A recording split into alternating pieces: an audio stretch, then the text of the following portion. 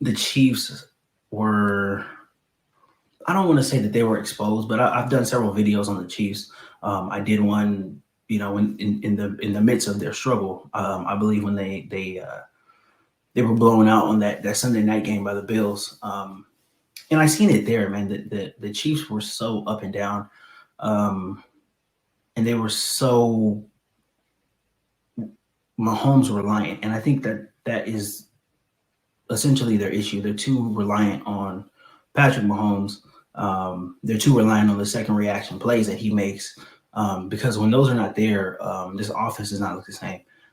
Cincinnati did a great job of shutting down the second reaction plays in the second half. He wasn't really able to scramble, out to either his left or right and make these really wild, fantastic throws on the field. They really shut that down. So the offense looked very one dimensional. And it seems like when they panic, when Kansas City panics, they rely strictly on Mahomes to make a bunch of plays. They don't run the ball in situations where it could probably benefit them. Jared McKinnon had a really good game yesterday. He was running hard in the first half. He was running hard in the second half as well too, but he just didn't get the ball as often as he should have. And I think ultimately that was that was part of the reason why the Chiefs lost that game yesterday. They were not balanced at all, especially when it came down to crunch time when it was time to make a play. They had the ball, at the 5 yard line, first and goal from the 5 yard line with less than 2 minutes on the clock, and they were not able to punch it in. I mean, and they didn't even attempt a running play at that point either. It was just drop back, Mahomes run around, run around, run around. He was taking sacks in that area too, where he probably shouldn't have. He probably should have got rid of the ball. He was holding it for too long. The game almost ended in regulation on that fumble.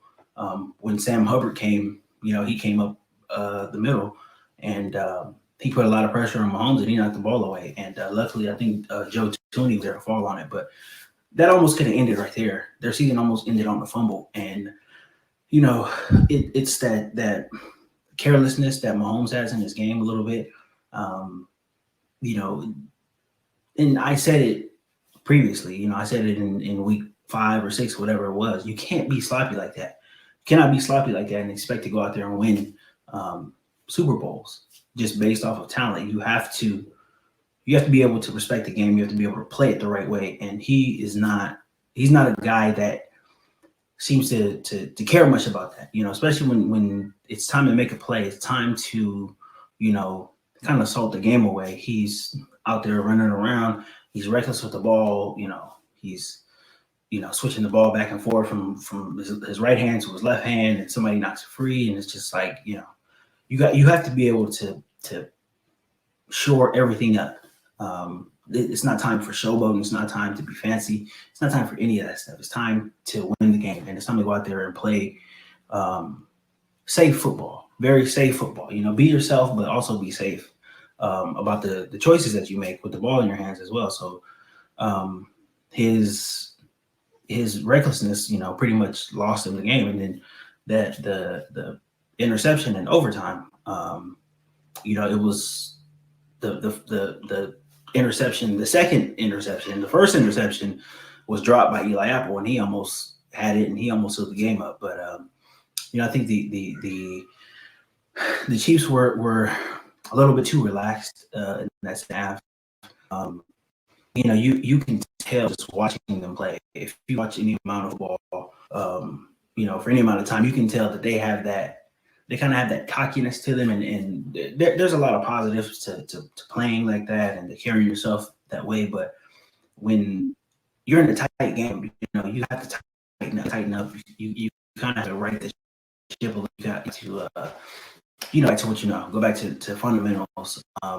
Good decision making. At quarterback, ball security. Um, you're a receiver. You got into the sticks. You have to run past the sticks to get first down. run in front of them or whatever, and you just have to be able to shore things up and play really really good situational football. And the Chiefs didn't do that. Um, and it's honestly, as I think about it more, it's not surprising that they don't do that because they're never really forced to play great situational football. You know, teams normally play them very like, I don't want to say loose, but teams kind of have an unhealthy respect for their explosiveness on offense. So there's that they either play too conservative against them or they play too aggressively against them. A la Brandon Staley, the Chargers on that Thursday night game. So I think they're not really forced to play, um, good football throughout, the 60-minute duration of the game. There's always a team that fears them, so they're going to get conservative. They're going to see really conservative defenses. They're going to see really aggressive defenses, and there's never really a team that plays conservatively both on the back end, but also bringing pressure and trying to confuse Mahomes with different looks and all that stuff. The last team that really did that successfully was last year's Super Bowl with the Bucks. So the Bengals really did a good job. Their defensive coordinator deserves a lot of credit. They were getting shredded in the first half, but they came out, they switched covers up.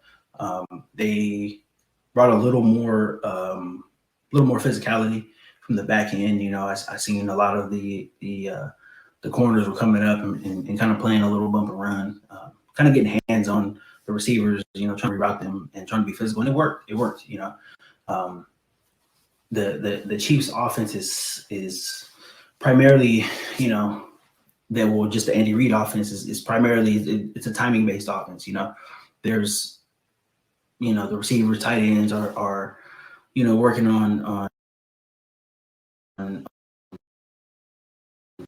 ball. They're able to especially when they're playing against off coverage.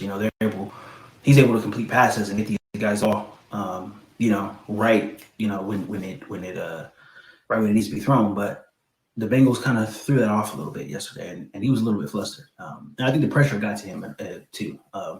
This is a very this was a havoc year for Kansas City. When you talk about their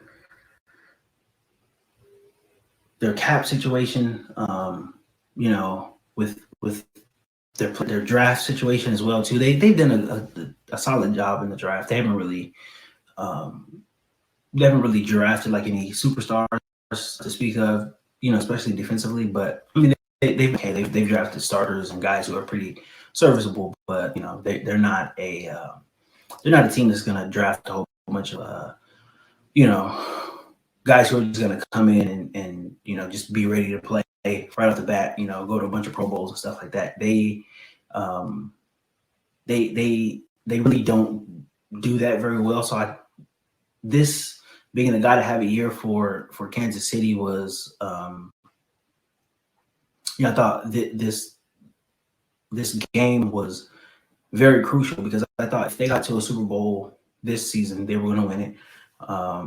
But it's kind of up in the air going forward for several reasons. There's a lot of talent in the AFC at quarterback. A lot of talent at quarterback in the AFC, just as it is now. Especially the young talents. We see Joe Burrow. We seen Joe Burrow. We seen what he was doing. We seen Justin Herbert. He's beat the Chiefs before. We seen what Josh Allen did to the Chiefs. And that's just how it is now. Like if Deshaun Watson comes back, if he gets his legal stuff cleared up and he comes back and he joins the Dolphins, that's another guy you got to worry about. And then obviously with all the rumors about the Aaron Rodgers trade, if he joins the Denver Broncos, then he is in the AFC West, so he's in the same division. So that's another guy you worry about. So I think that is the big reason that this was a gotta have a game, a gotta have a year for the Chiefs. Also next year as well too. Patrick Mahomes, that mega extension that he signed a couple years ago, that kicks next year.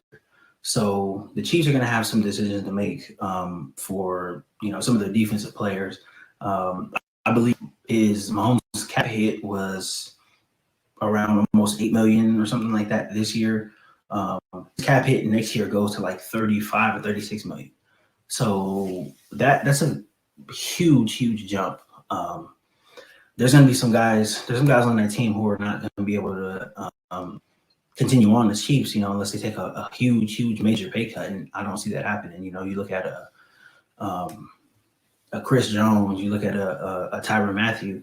Some of these guys are going to have to, some of these guys are going to have to either restructure and try to stay there and try to, continue winning, or they're going to, going to have to go somewhere else and try to sign bigger deals to compensate for some of that money that they're going to lose with the Chiefs. So